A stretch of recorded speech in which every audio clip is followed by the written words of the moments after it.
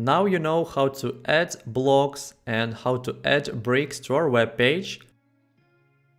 Let's see how we can change some of the basic options. Select any of the elements, and here in the sidebar inspector we have some different options for each of the elements. You can select the block here in the canvas or using the layer tree. And same as the bricks in the sidebar, we will have some of the options. We can change the color for the block. We can change the size, the amount of space we have.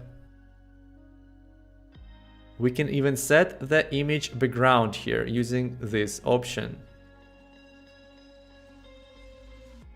We can add some basic style options to improve the appearance of this block.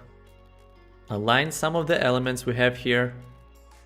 We can enable the parallax effect for the image background and change some other options we have here in the sidebar. And the same can be done with any of the bricks we have on our web page. Select any of the brick you want to change and you will see the appearance settings here. For example, if we click on the image brick, we will have some of the sizing options for width and height, and it goes the same for all of the bricks we have.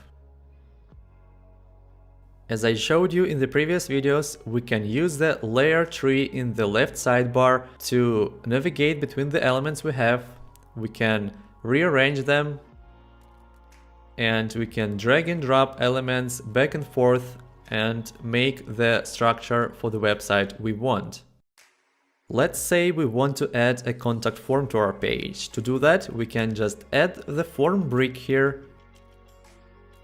We can select any of the elements inside to change the appearance and settings, and then we can select the form to set all of the emails and messages we need for this form.